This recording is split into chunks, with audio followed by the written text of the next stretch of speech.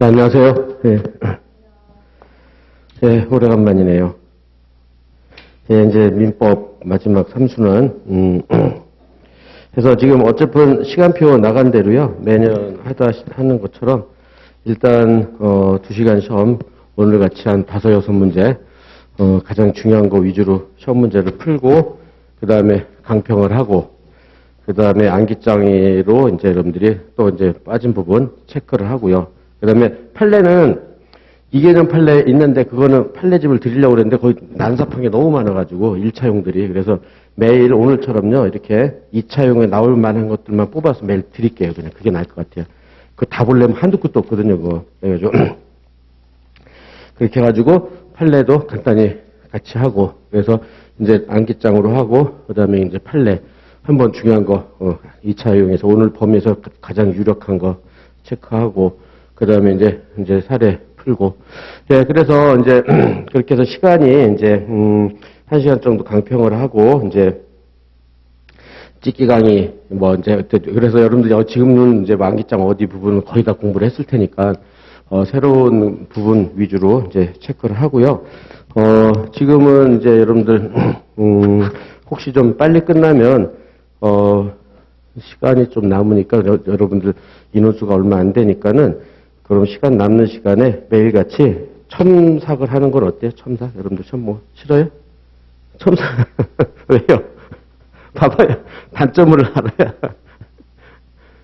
왜 첨삭을 한번 해야죠. 그래도 마지막으로. 예, 그건 내가 강제적으로 첨삭을 할 테니까. 지금 이렇게 이 인원 쓰면 개인과외처럼 할 수도 있잖아요. 그러니까 이렇게 하나씩 보면서, 그죠? 예, 그렇게 해가지고, 그렇게 해서 하여튼 여러분들이, 올해 민법에서 최대한 성적이 나올 수 있도록 그렇게 해봅시다. 그래서 지금 이제 예, 1회 문제부터 보도록 합시다. 그래가지고, 이제 여기서, 이거는 해설이죠, 해설. 해가지고, 여기서, 이제 그럼 문제 보면서 지금 여기서 한번 해보도록 합시다. 그러면은, 지금 이제, 1번 문제.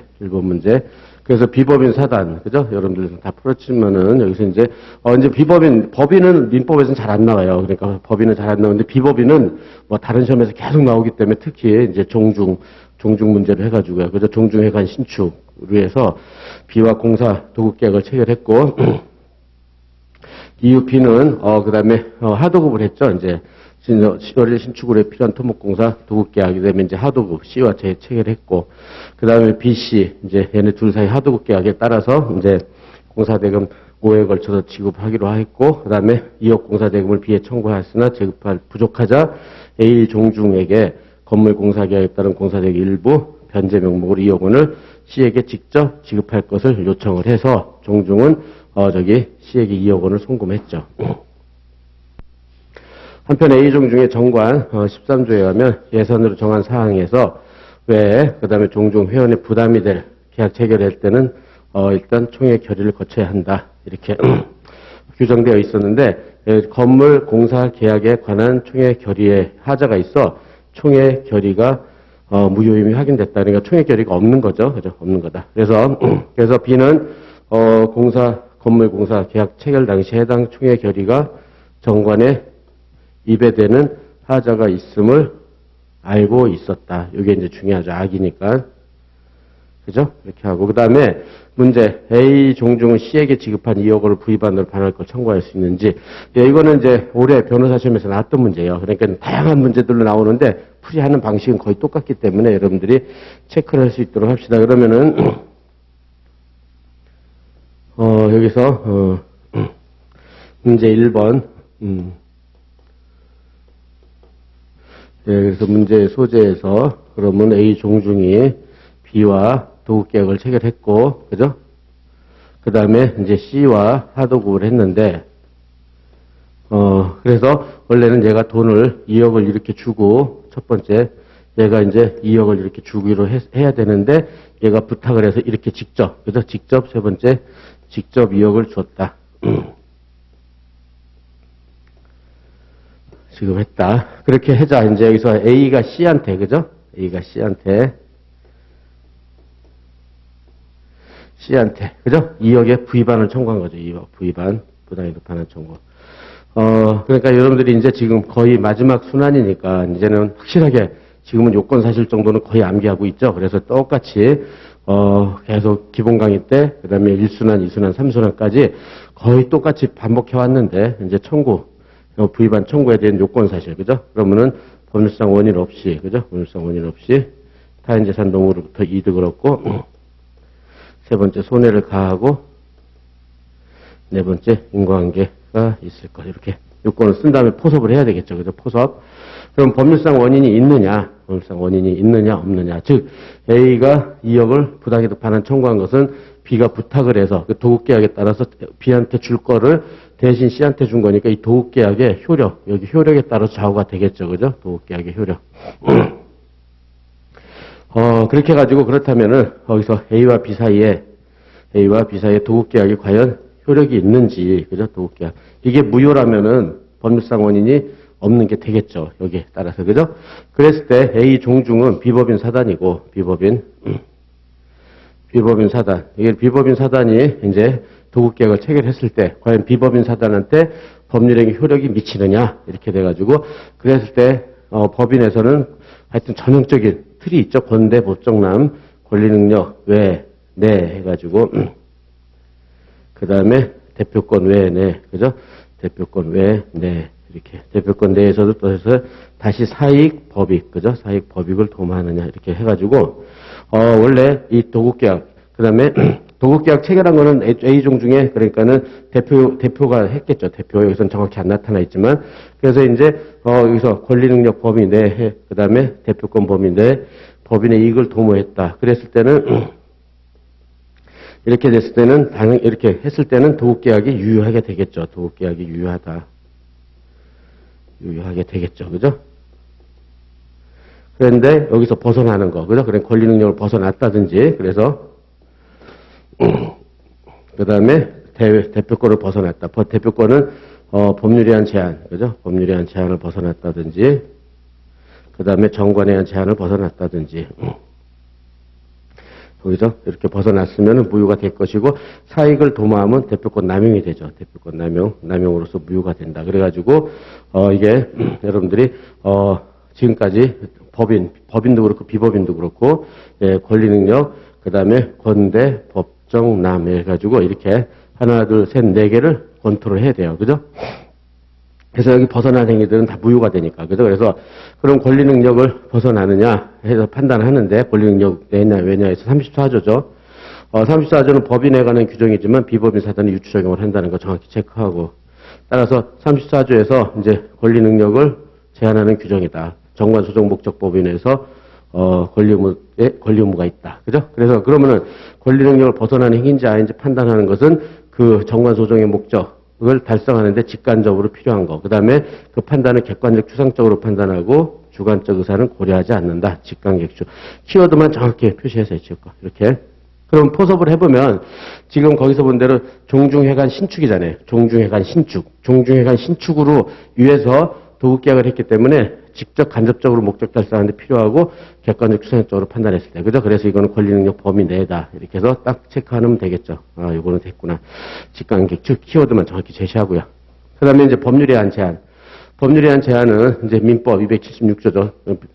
비법인 사단은 총유, 재산관계는 총유고, 이 총유물에 대한 제한은 민법 276조죠. 민법 276조. 그래서 총유 재산에 관해서 그죠? 여기서 관리 처분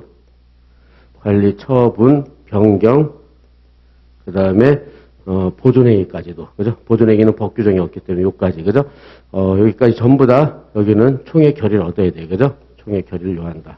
법에 의해서 총의 결의를 요한다. 그죠? 간단히 쓰고 따라서 만약 총의 결의가 없다 그러면 이거는 절대 무효예요. 그죠? 절대적 무효가 돼서 그럼 무효가 되니까는 법률상 원인이 없게 되는 거겠죠. 그래서 그럼 여기 여러분들이 이제 민법 할 때 공유, 합유, 총유 할 때 관리행위 대표적으로 뭐뭐 있었어요? 관리행위 그런 거 다 외우라고 그랬죠. 관리행위는 단독점유, 임대차 그런 게 대표적이에요. 그 다음에 처분행위, 4대 처분행위 뭐뭐 있었어요?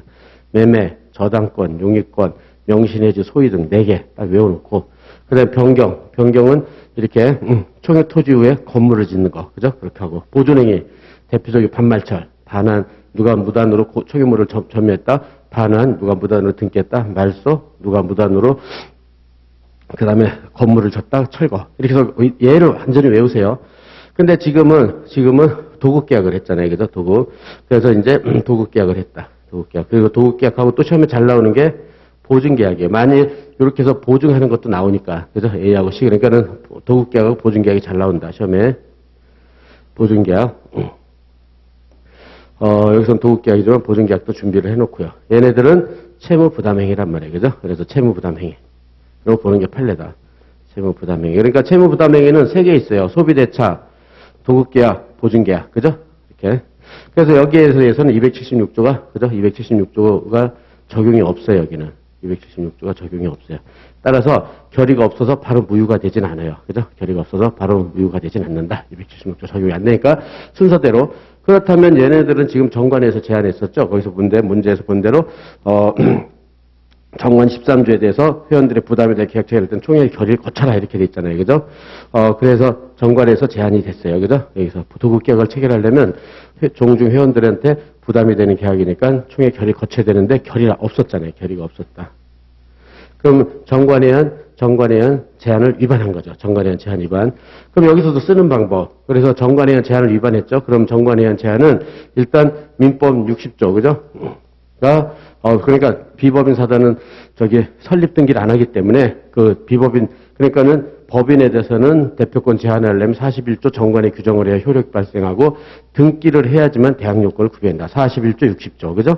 근데 여기 등기를 안 하기 때문에 60조를 60조 등기할 방법이 없기 때문에 준용이 안 된다. 따라서 정관에 의한 정관에 의한 제한은 대내적 효력만 있다. 그래서 제한을 위반했다 하더라도 제한을 위반해도 원칙적으로 유효해요. 유효. 다만 상대방이 악이나 과실이 있을 때, 그죠?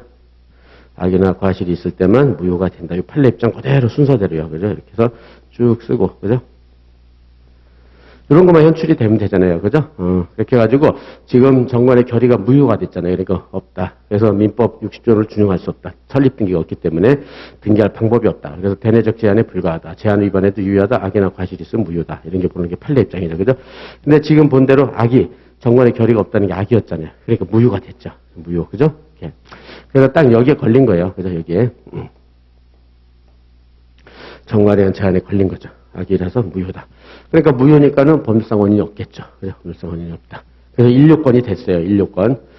그런 다음에 1요건이 이렇게 돼서, 그 다음에 법률상 원인 없이 이제 이득을 얻었느냐. 즉, 누가 이득을 얻었냐면, 저기서 본 대로, A하고 B.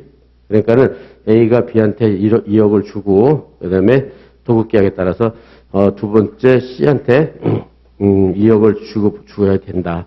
근데 얘가 부탁을 해가지고, 이렇게 2억을 지급을 한 것이다. 2억 지급. 그랬는데, 이게 무효다. 무효.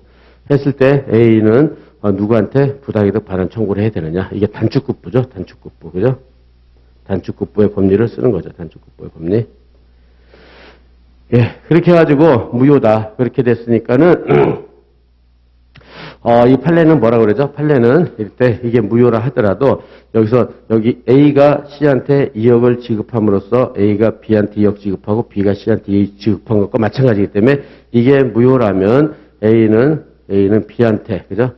B한테 V반을 청구해야지, 그죠? C한테는 청구할 수가 없다. 이렇게 되는 거죠. C한테는 V반 청구할 수 없는 거죠. 정확히는 C가 이익을 얻은 게 없는 거예요. A로부터. 그죠? 정확히 여기서 요 요건에서 그걸 쓰는 거예요. 요 요건에서, 그죠? 여기 요건에서 그걸 쓰는 것이다. 단축급부를. 예. 네, 그래서 결국은 이 요건이 탈락이에요. 그래서 이 요건 탈락. 그래서 그렇게 돼가지고 C는 결국은 A로부터 이득을 받은 게 없단 말이에요. 그죠? 이렇게. 그래서 요거 쓰고 건대법정란 쓰고 그다음에 단축급부 판례 쓰고 그러면 결론은 간단하죠. 그렇게 해가지고 질문이 뭐였냐면 부위반 청구를 할 수 있는지. 그러니까 항상 질문에 답을 하라고 그랬어요. 그죠? 그래서 여기서 본 대로 마지막 결론에서 입안해가지고 질문에서 뭐라고 그랬냐면 A는 C에게 2억을 부당이익으로 반환 청구할 수 있냐? 부위반 청구를 할 수 없다. 이렇게 결론을 쓰면 되겠죠. 청구를 할 수 없다. 예, 이렇게 해서 정리해 놓는다. 그죠?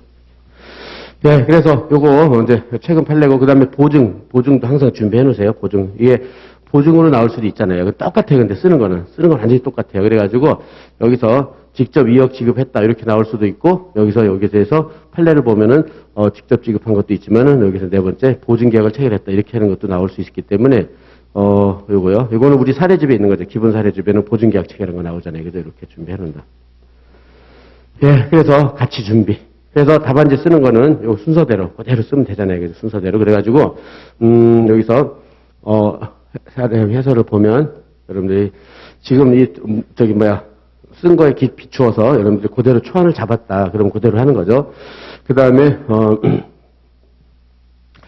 여러분들이 논점의 정리 계속 얘기했지만 논점의 정리는 그 큰 목차만 갖다 쓰면 되는데 요거를 A에 C에 대한 V반 청구 가부와 이렇게 그 다음에 2, 그 다음에 여기서 이제 그러려면은 여기서 요거죠. A와 B 사이 공매 공사계약이 무효인지 여부와 큰 목차만 갖다 쓰면 돼요. 그 다음에 그래서 이렇게 하고 세 번째 다음 페이지에서 이제 중요한 것만 체크를 하면 되겠죠. 여기 이익 요구, 그죠? 요거 이익 요구. C의 2억의 이익 요구, 단축국부, 요게 문제가 된다. 이렇게 쓰는 거죠. 그래서 다시 여기서 1번, 2번, 3번 이렇게 쓴 다음에 문제 된다. 이렇게 하면 끝이에요. 그죠? 그러니까 여러분들이 항상 논점에 정리해서 너무 스트레스 받지 말라고 그랬어요. 그냥 큰 목차만 딱 나열한 다음에 가 문제 된다. 이렇게 하면 된단 말이에요. 이렇게요. 그 다음에 로마자 2번. 그러면 V반 청구. 그래서 항상, 이렇게 V반 쓰기 위해서는 여기서 불법성 없이 이득을 얻고 손해를 가할 거 요건. 물론 이게 4번 인과관계까지도 쓸 수 있으면 쓰고요. 그래서 여기는 두 가지가 된다. 공사계약이 무효인지 C가 2억을 얻은 것이 이익을 얻고 손해를 가한 것인지 문제가 된다. 그래서 이제 법률상 원인 없느냐. 그렇게 해가지고, 그러면 비법인사단 대표기관의 행위에 효력해가지고요. 그래서, 여기서 대표기관의 행위의 법률효과 비법인사단에 귀속하기 위해서는 권대 법정남이라고 했잖아요. 권리능력 범위 내야 되고, 대표권 범위 내야 되고, 그 다음에 법인의 이익을, 사실은 거기서 법인의 이익까지도 쓰면 되겠죠. 행해야 된다. 그래서, 먼저, 그렇다면 권대 법정남에서 권리능력 범위 내의 행위인지, 그죠? 그러면 여기서도 비법인사단 34조 유추 적용. 정관으로 정한 목적 범위 내에서 34조 얼른 베끼는 거죠. 권리능력을 가진다. 이렇게요. 그러면은 목적 범위 내 행위에 대해서 판례는 해가지고 여기서 정관의 일관 목적을 달성하는데 직관적 쓰고 그 다음에 행위 성질을 객관적, 추상적으로 판단하고 주관적 의사는 고려하지 않는다. 이렇게 키워드만 현출하면 돼요. 정관 소정 목적 달성, 직관적 필요, 객관적 추상적 판단, 주관적 판단에서는 안 된다. 아니죠. 의사를 고려하지 않는다. 이렇게요. 다른 사안에서는 A 종주행한 신축 요거 했어야 되겠죠. 요거를 위해서 도급계약을 체결한 것이기 때문에 이거는 정종 목적상 직관적으로 필요한 행위라고 볼 것이므로 권리능력 범위 내에 했다. 이렇게 해서 알았죠? 예, 아주 정확하게 요걸 한 두 줄 여러분 쓸 거를 준비해 놓으면 돼요. 한 두세 줄. 예, 쓸 거를 딱 준비해 놓는다. 그래서 그냥 키워드만 직관객 주주 이렇게 외운단 말이에요. 그죠? 그 다음에 대표 권대 권리능력 대표권 범위 내의 행위인지 그러면 법률에 한 제한 정관에 한 제한 이렇게 돼 있단 말이에요. 그래서 비법인사단의 재산관계는 총유다. 총유물의 관리 처분에 대해서 276조 1항에 의해서 총회 결의를 요구한다. 그죠? 그리고 그 다음에 총회 결의에 거치지 않은 관리 및 처분행위는 절대무효. 절대무효라고 했죠. 절대무효니까 저희가 안 되죠. 그죠? 그래서 여기서 A 종종은 B와 도급계약을 체결했다. 도급계약은 여기서 문제로 관리 처분행위가 아니라 채무 부담행위라는 것. 그죠? 따라서 이게 적용되질 않는다. 그죠? 바로 무효라고 할 수는 없다. 이렇게 딱 준비를 해놓고. 그래서 이것도 한 두세 줄 정확히 쓰면 돼요. 알았죠? 그 다음에 대표권 제한. 그 다음에, 법률에 한 제한. 그 다음에 정관에 한 제한. 그럼 여기서 첫 번째. 비법인사단은 대표권 제한에서 등기할 방법이 없어 6조9에 준용할 수 없다. 이거 하나 쓰고요. 그죠? 왜냐면 비법인사단은 뭐죠? 비법인사단은 설립 등기가 없잖아요. 그러면 등기가 없으니까 대표권 제한을 등기할 방법이 없죠. 그죠? 그렇게 하고. 그 다음에 이 정관에서 총회 결의를 거치도록 한 규정한 대외적 거래행위에 대해서 이를 거치지 않았다 하더라도 이거는 키워드가 내부적 의사결정에 불과하다. 내부적 결의에 불과하다. 따라서 거래 상대방이 제한과 위반 사실 알았거나 알 수 있었을 악의 과실이죠. 경우가 아니라면 거래행위는 유효다. 그죠? 그리고 악의 과실은 비법인 사단이 주장 증명해야 된다. 이런 거 키워드만 정확히 연출시켜 보세요. 이렇게. 그래서 사안에서는, 그죠? 도급계약은 정관에, 여기서요, 회원이 부담이 될 계약이잖아요. 그죠? 총회 결의를 거치도록 규정되어 있음에도 불구하고 총회 결의가 무효임이 확인됐죠. 따라서, 그러나 B는 건물공사 계약 체결 당시 총회 결의 정관 위배된지 알았단 말이에요. 그죠? 알았다. 여기서. 알고 있었다. 악이. 따라서 도급계약은 무효다. 그죠? 따라서, 그러기 때문에 법률상 원인이 없다. 됐죠? 이렇게. 쓰는 방법 알았죠? 권대, 법정남 순서대로 그대로 쓰는 거예요. 그렇죠? 그 방법을 모르면 저렇게 쓰기가 힘들어요. 그냥 대충 나열해서 쓴다고 그러면은 그 쓰기가 힘들다고요. 그렇게 되고. 그 다음에 이번에 그렇다면 C가 2억의 이익을 얻었느냐. 이렇게요. 그래서 여기서 이렇게 A 종중이 B의 요청으로 직접 C한테 지급했을 때 C의 이득을 얻었느냐. 그럼 판례는 계약 당사 일방 상대방의 지시 등에 의해서 급부 과정을 단축했다. 그래서 단축했다. 따라서 계약 상대방과 그래서 여러분들 이거 암기하기가 굉장히 힘들거든요. 이거 암기하기가 이 단축급부 내용. 그래서 이거는 그대로 그냥 여러분들이 바로 포섭을 해도 돼요. 그래서 계약 상대방 그러니까 여기서 이제 A, B, C 이렇게 돼 있잖아요. 그죠? 그래서 계약 상대방과 또 다른 계약을 맺고 있는 계약 상대방. 그래서 이제 계약 상대방이 여기서 본 대로 B겠죠. 또 다른 계약을 맺고 있는 제3자에게 그러니까 C에게 그죠? C에게 직접 급부를 했다. 이랬을 때 그 급부로서 계약 당사자의 상대방에 대한 급부 그러니까 A가 B 그죠? A가 B B에 대한 급부가 이루어지고 뿐만 아니라 상대방의 제3자에 대한 급부도 이루어지므로 계약의 일방 당사자 A는 제3자 C를 상대로 권리상 원인 없이 급부를 수령했던 이유로 반환 청구를 할 수 없다. 그래가지고 이거를 외우기가 상당히 힘들거든요. 그러니까 여러분들 그냥 그대로 여기서 알았죠? A, B, C를 그대로 대입시켜서 이렇게 해가지고 자기가 어떻게 써야 될지를 정리해 놓으세요. 여러분들 이제 이건 분명히 많이 나오잖아요. 이 판례가. 그죠? 이건 분명히 암기를 해놔야 되기 때문에. 따라서 A 종중은 도급계약 상대방이 B에게 부의반을 청구해야지 C한테는 직접 부당이득 청구를 할 수 없죠. 따라서 질문의 답. 그러니까 여기도요. 반환 청구를 할 수 없다. 그죠? 질문이 반환 청구를 할 수 있냐 이렇게 물어봤으니까. 그죠? 반환 청구를 할 수 없다. 이렇게 하는 거죠. 이렇게 해 가지고 만약 법원의 판결은 무엇인가? 그러면 청구 기각이죠. 그죠? 그런 식으로 항상 질문의 답을 할 수 있도록. 그러니까 마지막에 결론 쓸 때는 질문을 빨리 보세요. 질문에 따라서 그대로 답을 할 거예요. 이제 여러분들 거의 마지막이니까 질문에 답을 한다. 이렇게 해서 준비를 해 놓고 그 다음에 이제, 설문 2를 가봅시다. 그래서 설문 2번. 그래서 2번에 보면,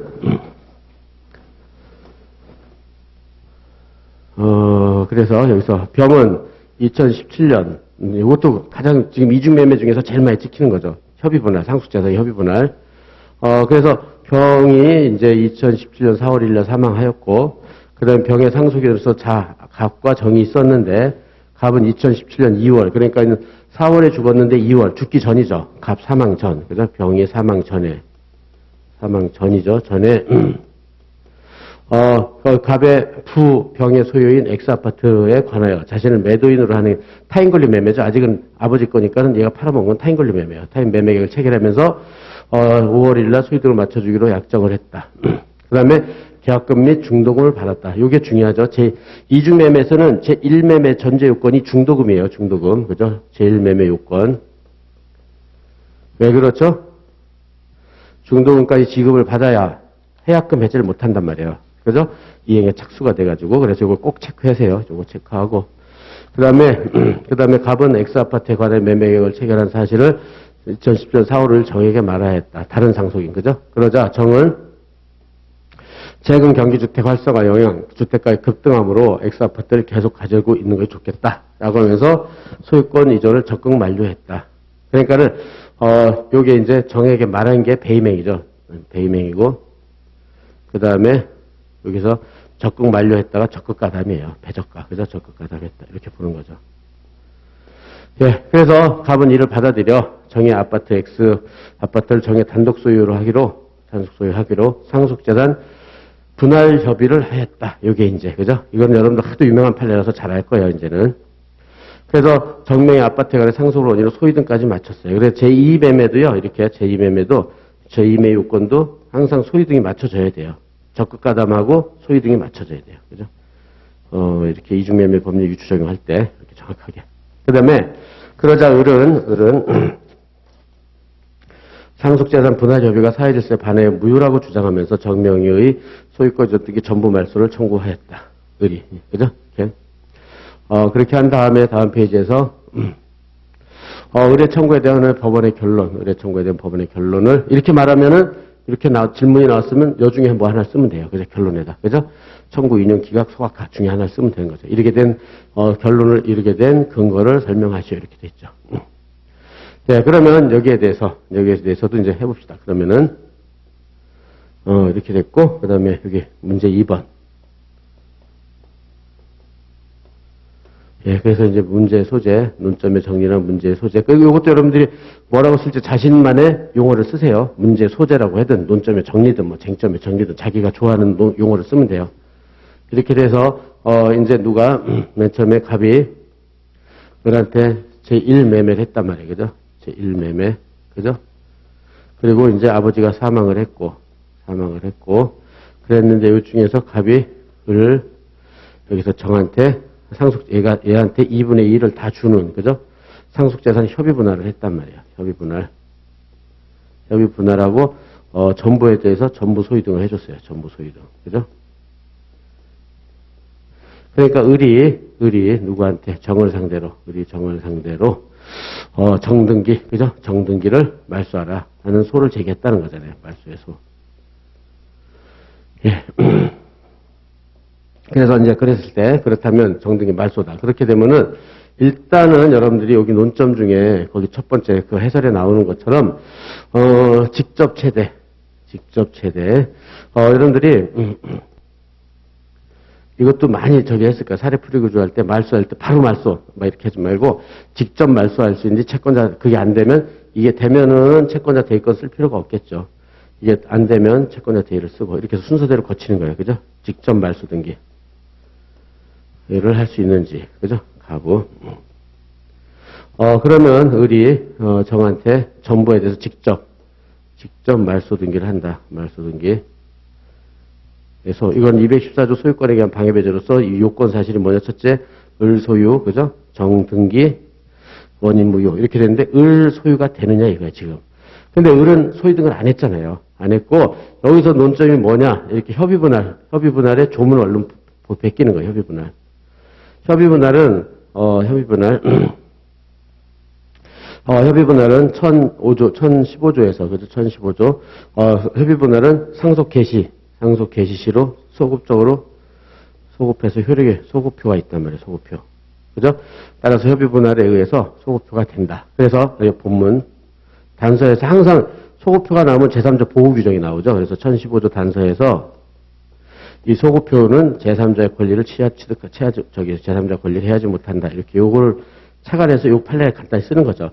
이때 1015조 단서에 제3자, 그러니까 제3자에 제3자 해당돼서 얘가 만일 여기서 직접 제3자의 권리를 취득했다. 제3자 권리를 해하지 못한 데서 권리를 취득하면 소유가 있게 될 여지가 있단 말이에요. 그랬을 때 판례는 이때 판례는 뭐라고 보냐면,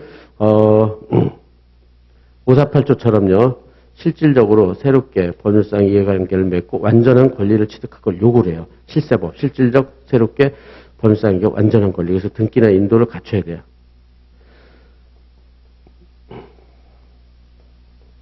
이런 게 지금 우리가 대표적인 조문이 저기죠. 이게 조문이 대표적인 게 548조, 그죠? 해제이랑 단서, 그죠? 제3자가 이게 이제 실세법안이잖아요, 그죠? 실세법안. 아니다. 그래서 완전한 권리를 취득할 걸 요구를 한다. 이렇게. 여기. 그 다음에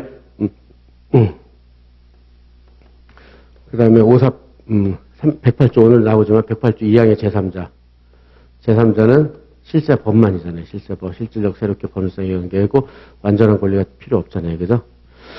이래서 다 정리를 해두세요. 그래서 여기는 완전한 권 요구인데 지금 등기가 없잖아요. 그러니까는 여기서는 제3자 해당되지 않는다고 보는 게 판례의 입장인 것을 정확하게 하나 제시할 수 있도록. 그래서 을은 상속개시 소급표로 권리를 침해받지 않는 제3자가 해당되지 않으니까 수요권을 취득할 여지가 없으니까 직접 말소 정을 못한다. 이런 식으로 판례 입장을 그대로 써가지고 하나 만들어 놓는 거죠. 그죠? 그래서 직접 말소를 못하니까, 그러니까 1015조를 어떻게든 현출을 시키세요, 이거. 1015조 제3자. 논점 중에 하나니까. 그렇게 해서 하고, 그 다음에 채권자 대위로 가는 거죠. 채권자 대위. 그럼 을은 갑, 갑은 정 이렇게 돼 있죠. 그래서 을은 갑과 매매. 아버지가 살아있을 때 매매했지만 타인 권리 매매도 유효하잖아요. 그러니까 매매에 대한 소유등 청구권이 생겼죠. 그 다음에 소유등 청구권이 있으니까 이걸 피부전으로 하고, 그 다음에 갑은 정한테 말소등기 청구. 말소등기 청구권을 피대위 권리로 해서, 피대위 권리로 해가지고, 이제 채권자 대위권 행사하는 거죠. 그죠? 이렇게. 채권자 대위권 행사한다. 채권자 대위권. 채권자 대위권은 여러분들이 무지무지하게 공부 많이 했겠죠. 그죠? 지금까지. 그럼 이제 이 채권자 대위권의 요건. 보필 볼 때 피보전이 있어야 되고, 그 다음에, 보존의 필요성이 있어야 되고, 그 다음에 세 번째 권리 불행사, 채무자가 권리 행사하면 안 되고, 그 다음에 네 번째 피대위 권리가 있어야 된다. 이거 모르는 사람은 없을 거고, 이제는. 피보전은 요거죠. 매매에 대한 소유등. 매매의 소유등인데, 이건 특정 채권이죠. 특정 채권이고, 정확히 쓰세요, 이제는. 특정 채권. 보존의 필요성은 무자력이 필요 없고, 그죠? 무자력 불효. 그 다음에 권리 불행사. 이제 권리 행사한 적이 없고, 피대위 권리인 여기 갑의 정한테 대한 말소 등기 청구권. 이게 있는지 문제가 되는 거죠. 따라서 특정 채권, 무자력 불효 다 됐는데, 이게 문제가 된다. 그럼 다시 여기로 가는 거죠. 다시 2번. 그래서 갑이 정한테 말소 등기 청구권이 있느냐, 그죠? 이건 마차 214조 소유권에 의한 방해 배제. 그래서 여기서는 갑소유 요건 사실, 갑소유 을등기 원인 무효, 을등기가 원인 무효, 그죠? 이렇게 돼야 된다. 그러면 갑의 소유고 을등기가 원인 무효인지 판단을 하려면 먼저부터 뭘 판단하냐면 첫째, 갑과 정 사이에 상속재산 협의 분할이 과연 효력이 있느냐 이렇게 됐죠. 그래서 상속재산 협의 분할은 여기처럼 갑이 제1 매매를 해놓고, 그죠? 그 다음에 배임행위를 하는데 갑이 적극적 말렸으니까 배적가다, 배임의 적극가담이 된 거죠. 그래서 협의 분할은 판례에 따르면 배임의 적극가담이 돼가지고 103조에 반해서 무효가 됐죠. 무효. 근데 무효의 범위는 정은 정당한 상속이잖아. 정은 자기 상속 지분에 대해서는 정당한 상속이냐. 그래가지고 2분의 1, 그러니까 갑의 지분을 정한테 넘긴 거, 요 지분에 넘긴 거, 요 2분의 할 부분에서 무효고, 그죠? 무효고. 그 다음에 정은 정당한 상속인으로서 자기 지분을 상속받는 거니까, 요게 2분의 1에 대해서는 유효하죠. 유효하다. 그죠? 이렇게. 요 판례가 핵심이죠, 요게. 그죠? 여기 이렇게 판례 판시 나오는 게 쭉 설치하고 여러분들이 답안지 최대한 간략하게 키워드 위주로 정확히 쓰고요. 이렇게 하고 유효하다. 따라서 2분의 1만 무효니까는 두 번째, 갑이 정한테 전부 소유등 한 것 중에서, 2분의 1은, 이게 무효니까 무효가 됐겠죠. 2분의 1은 무효가 된다. 그죠? 왜냐면, 원인 A가 무효니까 유인성 때문에, 그죠? 유인성 때문에 무효다. 이렇게. 네, 정확하게 답안지 쓰고. 그러면 여기에 대해서, 그렇다면 지금처럼요, 103조에서 반해서 무효니까는 정이 항변을 하겠죠. 그러니까 항변으로서 746 본문 불원급, 그죠? 746 본문의 불원급에 항변을 할 수 있느냐? 이게 문제가 된다. 이렇게 한 다음에, 항상 103조만 나오면 746으로 가야 돼요. 103조 746. 그래서 불법, 원인, 급여라면, 급여에 해당되면은 반환 청구나 말소 청구를 못 한단 말이에요. 말소 청구 부정, 그죠? 그러면 불원급에 해당되느냐? 이렇게 되는 거죠. 그래서, 불법은 지금 103조에 반한 거를 의미한다. 그죠? 불법 됐죠? 그 원인에 의해서 급여는 종국적이어야 된다. 그럼 소유등은 종국적이 맞잖아요. 이게 딱 맞아요. 그죠? 그럼 말소청구 부정해야 되느냐? 예, 말소청구 부정해야 되느냐 하는데 여기에 대해서 판례는 다시 재반박해가지고 판례는 뭐라 그러죠? 아무런 근거, 여기 103조에 반한다는 근거 제시 없이, 이거 정확히 쓰세요. 근거 제시 없이 불원급을 부정하죠. 불법이. 그게 아직도 판례가 안 나왔어요. 이게 어쩔 수 없어요. 그냥 그대로 해야 돼요. 따라서 말소 청구가 가능한 걸로 청구 가능하다. 이렇게. 논리가, 그대로 순서대로 쭉, 채권자 대의, 원인 무효, 746 본문, 근거 제시 없이 가능하죠. 따라서 피대의 권리가 있다. 결론. 피대의 권리가 인정이 되죠. 이렇게. 그죠? 그렇게 해야 됐고, 그래서 이제 4번, 3번 결론. 그죠? 소결. 그러면 다시 질문을 가보니까 어떻게 돼 있다? 거기서 문제를 법원의 결론을 논하라. 이렇게 돼 있죠. 그러니까 누구 청구? 그래서 을 청구 인용. 그죠? 을 청구 인용을 하면 되겠죠. 결론. 질문의 답. 을 청구 인용이다. 예, 이렇게. 그래서 일단 여러분들이 뭐 제가 이렇게 하는 것처럼 뭐 이렇게 하면 시간이 오래 걸리니까 여러분들 초안을 훨씬 빨리 잡아야 돼요. 앞잡다서만 한 달만 쓰든지 해가지고 자기가 빨리 쓸 수 있도록 알았죠? 그래서 여러분들이 지금 2시간이지만 문제가 6개, 7개 나올 거야. 아마 본시험처럼. 그리고 본시험은 법무사 시험에서 민법시험은 굉장히 막 지금처럼 한 2페이지가 나오잖아요. 그죠? 2-3페이지가. 그렇게 하고 문제도 쪼개서 상당히 세분화해서 많이 내요. 그래가지고 빨리빨리 쓸 수 있도록 알았죠? 그러려면은 그렇게 하는데 초안도 좀 빨리 잡고요. 그래서 이런 잡는 거를 최대한 빨리 잡아서 그렇다고 그냥 초안 안 잡고 그냥 하면은 나중에 오류가 많이 생겨요. 그러니까는 될 수 있으면 초안을 잡고 초능력을 발휘해서 빨리 쓰고 이런 식으로 노력을 하세요. 알았죠? 예, 그렇게 해서 하고 저도 사법시험 볼 때 2시간이었는데 우리 때는 종이가 제한이 돼 있어서 12면을 줬어요. 12면. 그랬는데 한 10면 정도 쓴 것 같아요. 2시간 동안. 쭉 써가지고. 그러면 10면 정도 쓰면, 그렇게 해도 고득점 맞는 데 지장이 없어요. 그 대신 정확하게 청구, 항변, 장변, 그 다음에 요건 사실 정확하게 제시하고, 거기다 포섭하고, 이런 게 제일 고득점이에요. 그리고 그 요건마다 제일 중요한 판례들, 그죠? 근데 여기서는 이게 제일 중요하죠. 이게 제일 중요하고, 그 다음 판례, 요거요. 이렇게. 그래서 이런 키판례들, 그죠? 이런 키판례들은 정확하게 제시해야 돼요. 그래서 다른 건 몰라도 판례 이런 것들은 좀 정확하게 써서 아주 눈에 현출이 딱 되게끔 딴 거는 글씨를 좀 이렇게 작게 쓰기 그만 크게 쓴다든지 해서 확 현출이 되게끔 해줘야 돼요. 그래서 교수들이 바로 그거만 보니까 알았죠? 예, 그래서 보면 문제 2번에서 마찬가지로 이렇게 거기 요게 이제 제시를 해봤는데 직접 말소등기 청구 가부와 채권자 대리권 행사가부, 형속자 협의 분할, 불법원인 급여. 딱 요 정도가 문제잖아요. 가 문제된다 이러면 되잖아요. 가 문제가 된다. 요 정도. 2줄 이상 쓰지 마세요, 그냥. 2줄 이상. 그래서 큰 목차 위주로 큰 논점만 2-3개 딱 쓰고 가 문제된다. 끝. 알았죠? 이렇게. 그래서 말소등기 청구 가부 쓰고, 그 다음에 여기서 직접하고 최대. 직접 최대. 그죠? 직접.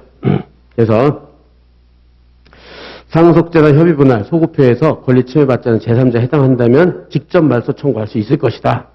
그러나 판례는 공동상속인 이 판례 본 판례에서요. 1인이 제3자에게 상속재산 매도한 뒤 앞에 등기에 경유되는 매도인과 다른 공동상속인들 간의 부동산을 매도인의 다른 상속인 1인으로 하는 상속재산 협의 분할이 이루어져. 그 소위 한 경우 상속재산 협의 분할은 상속 개시한테 소급한다. 상속 개시, 상속재산 협의 분할이요.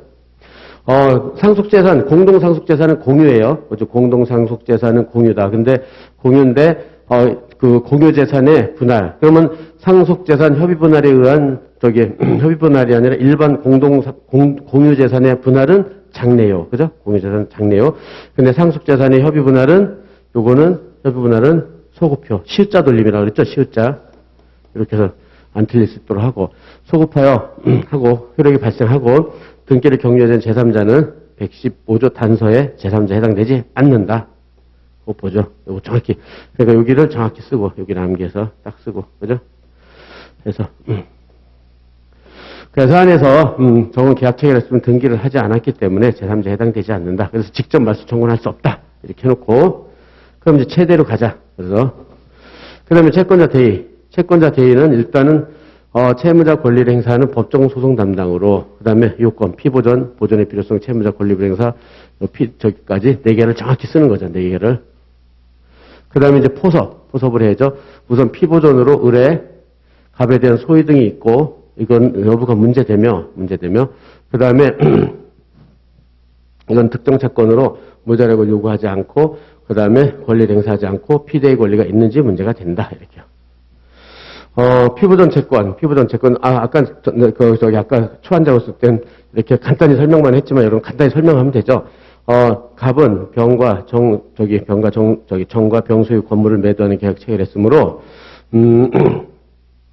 타인 권리 매매로서 유효하다. 타인 권리 매매. 그래서 아버지 권리를 팔았으니까, 아버지 살아있을 때니까, 그죠? 따라서 그 다음에 매매 계약 체결로, 아버지가 사망했고, 그 다음에 권리자 병을 상속하여 자신의 지분 2분의 1에 대한 소유권을 이전해줄 의무가 있고, 그 다음에 정의 2분의 1 지분에 대해서 소유권을 취득해 이전해줄 의무가 있다. 그죠? 이렇게. 따라서, 매수인 을에 대해서, 여긴 정의. 을로 바꿉시다. 갑에 대해서 매매경 소유 등을 가짐으로 피부전 채권 인정된다. 이렇게 해가지고 요 부분, 여기를 좀 잘 쓰면 되겠죠? 타인 권리 매매, 자기 지분은 직접 소유 등, 그 다음에 정의 지분은 취득해서 이전해줄 의무, 타인 권리 매매. 그죠? 그래서 피부전 있다. 됐고, 그 다음에 피대의 말소동기 청구권. 그래서 이것도 쓰는 방식. 그러니까 여러분들이 항상 채권자 대의 나오면 요건 사실 난 몇 줄 쓸 거야. 말소동기 나오면 어떻게 쓸 거야. 이걸 다 정해놔야 돼요. 지금은. 알았죠? 그래서 말소동기는 214조 소유권에 의한 방해배제다. 그래서 갑소유, 정등기, 원인무효 요건을 한다. 간략히 쓰고. 따라 사안에서 정명의 소유 등이 격려되어 있으므로, 등기가 격려되어 있었으니까, 갑의 소유인지 정등의 원인무효인지 문제가 된다. 이거는 상속재산 협의 분할의 효력이 문제가 된다. 그래서 상속재산 협의 분할. 그래서 실제로는 이 판례가 제일 중요하죠. 여기 판례가.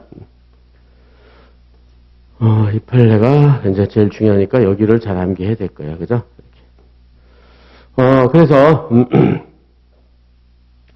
그 다음에, 또, 요거는, 여기까지는 사실관계고, 이렇게 소유 등을 했을 때, 상속재산 협의 분할은 해가지고 효력, 이렇게, 이렇게 해가지고, 저기서 본 대로, 공동상속인 중 1인이 부동산의 재산 매도한 사실을 알면서도 협의 분할을 했을 뿐만 아니라, 그 다음에 중요한 건 요거죠.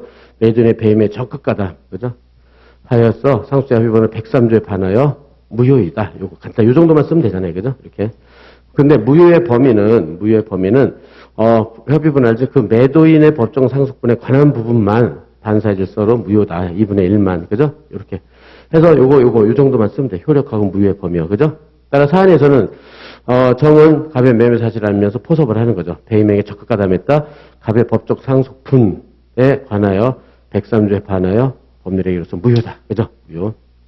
그래서 유인성에 의해서 갑의 2분의 1 지분에서 정명의 등기는 무효이므로 피대의 권리로서 2분의 1 지분에 대한 말소등기 청구권이 인정된다 해가지고 요거를 갖다 여러분들이 그죠? 여기 한 3-4줄, 4줄, 5줄 쓸 수 있을 정도로 해주세요. 요 위에는 사실관계니까 이렇게 쓸 필요는 없고요. 키워드 위주로만 알았죠? 정리한다. 그다음 이제 불법 원인 급여. 여기서 103조 위반해서 103조 체크하고요. 무효인 제매에 이루어진 소유 등은 746 본문 불법원인급에 해당되는지 문제가 된다. 판례는 제1 매수인은 매도인에 대한 소유 등 청구권 보존해서 매도인을 대의하여 제2 매수인에 대해 소유 등 말소를 청구할 수 있다는 견해만 밝히고 있을 뿐 구체적 논거는 제시하지 않고 있다. 이거 그대로 외우세요. 그냥 방법이 없어요. 그냥 이렇게. 아직 판시가 안 나왔으니까. 예, 그래서 됐죠. 요거. 순서, 아까 여기 초안 잡은 거 그대로잖아요. 따라가는 거. 그죠? 그러니까 여러분들이 민법이든 민사성법이든 이렇게 추적을 잘해야 돼요.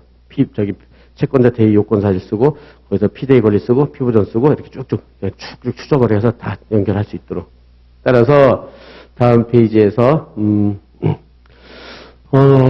정명의 말소등기 청구를 할 수 있다. 이것도 기본 사례 집행인데, 이렇게 말소등기 청구로 나온 거는 변호사 시험에서 나온 거니까 그대로 여러분들이 체크할 수 있도록. 따라서 청구를 2분의 1 한도 내에서 일부 인용해야 된다. 왜냐하면 여기서도 질문이 인용할 수 있느냐 이렇게 물어봤으니까요. 그죠? 법원의 결론을 물어봤으니까. 이렇게 해서 준비를 하고 그 다음에 예 그렇게 하고 그 다음에 이제 세 번째 문제로 넘어갑시다.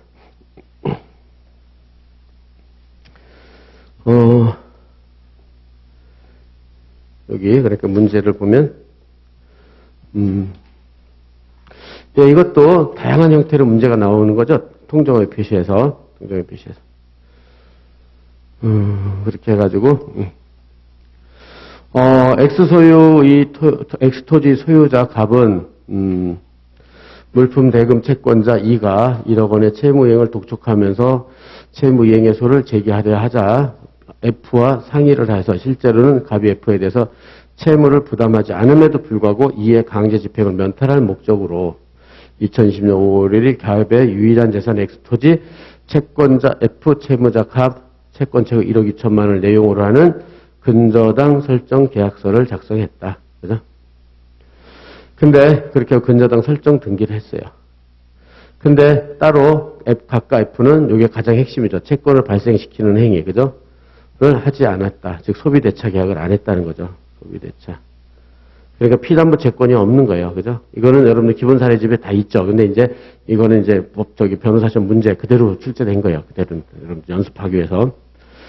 그렇게 해가지고 그 후 F는 D에게 근저당 설정 계약서를 제시하고 돈을 빌려달라고 요청하여 D로부터 7천만 원을 빌려준 다음 곧바로 근저당 설정 등기 피담보 채권 7천만 원 부분에 대해서 가압류 결정을 받아서 가압류 등기를 했다. 그죠? 이는 갑을 여기서 채권자 E는요. 갑을 대위하여 또 채권자 대위죠. F를 피고로 하여 F명의 근저당 설정 등기 원인 없이 격려되었음을 이유로 F명의 근저당 설정 말소 등기 절차 이행을 부하는 하고 그다음에 D에 대해서는 F를 근저당권자로 한 근저당 설정 등기 말소 등기에 관하여 승낙 의사표시를 하라는 청구의 소를 제기하였다. 이렇게. 이에 대해서 D는 선의의 제3자이므로 갑은 자신한테 대항할 수 없다고 주장하고 있다. 이렇게요. 그리고 그다음에 심리 결과 갑은 무자력이다. 무자력이니까 보존의 필요성이 있는 거죠. 그죠? 네, 둘째, D는 가압류 당시 매매객의 통정의 표시에 의한 것이 알지는 못했으니까 선이다. 그러나 조금만 주의를 기울였으면 사정을 쉽게 알 수 있었던 것이 밝혀졌다. 중과실이죠. 중과실. 있다는 것이 밝혀졌다. 왜 됐다면 이해 청구에 대한 결론, 마찬가지 결론을 쓰셔. 그 다음에 공동소득 요건은 구비된 것을 전제로 논하지 말고. 그래서 이렇게. 네, 그래서 이제 이것도 초안을 잡아보도록 합시다. 그러면 이거 지금 뭐 1시간 정도 지났으니까 그럼 10분만 쉬고요. 이런 식으로 빨리 하여튼 문제 정확히 많이 풀고요. 그다음에 판례 오늘 나간 판례를 빨리 하겠어요. 그렇게 하고 그다음에 암기장은 가볍게 체크를 하고 여러분들 다 공부했으니까 어디 다시 중점적으로 하라고 그렇게 해서 마무리할 테니까 10분 쉬고 합시다.